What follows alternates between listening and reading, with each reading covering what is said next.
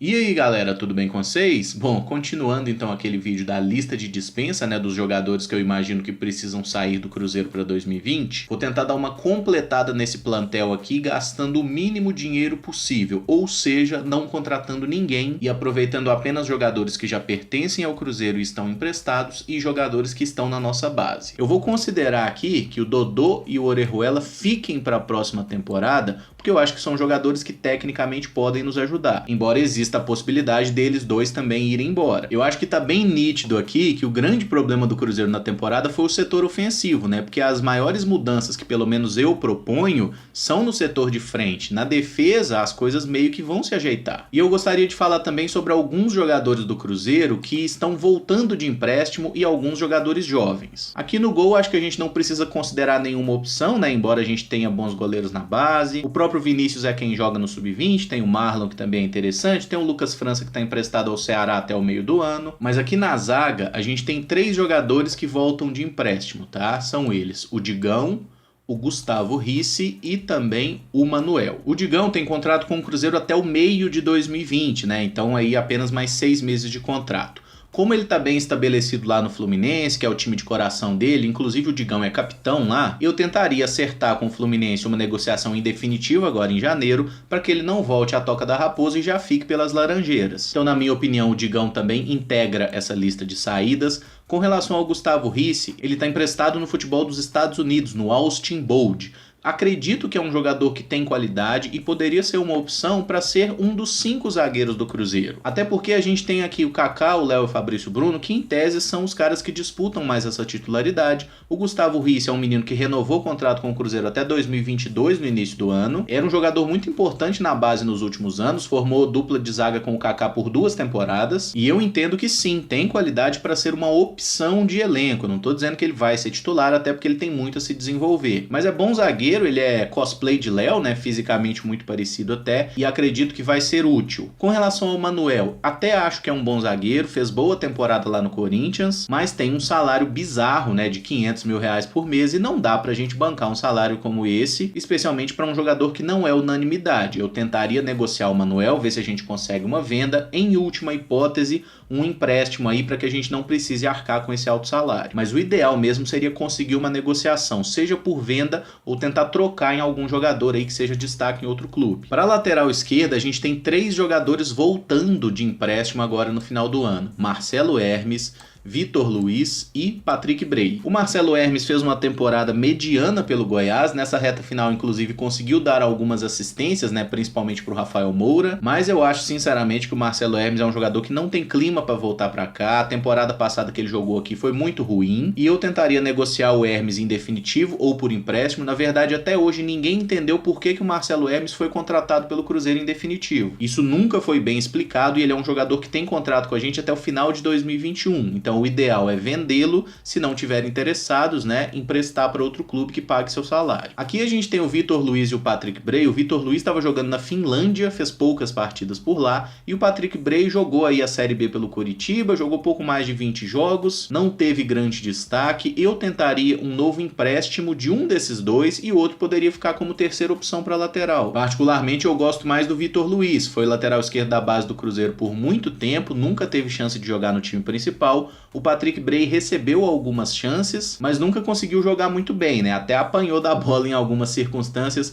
Confesso que eu tentaria negociar o Patrick Bray ou reemprestá-lo. Aqui na lateral direita, a gente tendo o Orejuela e o Everton, faltaria aí uma terceira opção, né, de um lateral. E por isso eu subiria do sub-20 o Luiz Gustavo, que é um menino que tá com a idade estourando agora, não vai poder seguir na base na próxima temporada, e acho que é um lateral que tem boa qualidade. Obviamente tem alguns aspectos a evoluir, mas para ser uma terceira opção de elenco, acho que é um nome interessante. Ele era titular do Cruzeiro antes da chegada do Everton, né? Só que o Everton chegou meio que atropelou, ganhando a posição. Por isso, acho que ele seria uma peça importante para a composição de elenco. Agora a gente vai para uma função aqui que foi muito problemática na temporada, que foi a questão do volante. Eu ainda mantenho uma certa esperança de que esse rapaz aqui, o Rômulo, fique no Cruzeiro. Ele que foi emprestado pelo Desportivo Brasil, era um dos principais nomes do nosso time sub-20. Ainda não tem a sua situação definida para a próxima temporada, porque o Cruzeiro perdeu o prazo para comprá-lo e tem outros clubes interessados. Eu ainda mantenho uma esperança de que o Rômulo fique e se ele ficar, jogasse, seria promovido para o time principal, na minha opinião. Quem eu também acho que tem condição de subir para o time de cima é o Jadson Silva, que é um menino que pode jogar como segundo volante, como meia pelos lados. É um jogador muito polivalente, que até já fez a sua estreia nessa temporada pelo profissional do Cruzeiro contra o Atlético Paranaense. Eu vejo muito potencial nesse menino e também acho que ele poderia ser útil. Algumas pessoas vão falar desse rapaz aqui, do Nonoca, que eu acho que é um bom primeiro volante, é um jogador forte, combativo, mas pelo que eu vi, o Nonoca já tem um empréstimo acertado para o Boa Esporte para jogar a próxima temporada. Como ele já tem um empréstimo acertado, eu acho que ele vai ficar por lá, embora eu acho que o Nonoca seria útil aqui. Então eu vou considerar que o Nonoca estará no Boa Esporte na próxima temporada e não vou colocá-lo aqui no elenco do Cruzeiro, beleza? Aí a gente vai para o setor de meias e atacantes, né? Porque aqui a gente tem em tese o Robinho, que pode jogar como esse meia, tem o Maurício também, que é um jogador que tem qualidade. Eu voltaria ao elenco principal o Michel, que é um jogador que esteve integrado ao elenco de cima do Cruzeiro e acabou voltando para o Sub-20. Eu sei que a idade dele para Sub-20 acaba agora, no ano que vem ele não pode continuar na base e eu acho que é um menino que merece oportunidades, que ele tem qualidade técnica para isso. E o meu camisa 10, confesso que é um jogador que eu gosto demais de ver no time Sub-20, é o Marco Antônio. Eu acho que ele merece mais oportunidades de jogar. É um meia que tem uma visão de jogo, uma qualidade de passe realmente acima da média. É um menino criado na base do Cruzeiro desde muito jovem. E eu gostaria de vê-lo tendo oportunidades de jogar no time de cima a partir da próxima temporada, porque eu acho que ele é muito bom de bola. Quem eu também espero ver, inclusive como titular muito em breve, é o Caio Rosa, que é um meia atacante que joga principalmente pela esquerda. Já fiz até vídeo sobre ele, né? Um jogador habilidoso, vai pra cima, tem boa qualidade, ainda é muito novo, né? E aqui chama a atenção que a gente tinha Marco Antônio, Maurício, Caio Rosa e Vinícius Popó como quarteto ofensivo do Cruzeiro na Copa São Paulo, lá em janeiro, né? Na verdade, o titular era o Michel e o Marco Antônio meio que tomou a vaga durante a competição, mas são garotos muito promissores que têm bastante qualidade e eu acredito que o Cruzeiro precisa aproveitá-los. Eles têm sim condição de nos ajudar, e aí vale destacar uma coisa, que a gente não sabe muito bem qual é a tática que o Adilson Batista vai usar no ano que vem. Mas eu gosto dessa ideia de jogar num 4-3-3 ou num 4-2-3-1, que dê a oportunidade da gente ter jogadores jovens correndo pelos lados e aproveitando a virtude de finalização do Vinícius Popó, que eu imagino que seja o nosso camisa 9 para a próxima temporada. Então deixa eu só organizar aqui essa questão dos meias, porque Marco Antônio e Michel são mais meias centrais, o Wellington e Maurício,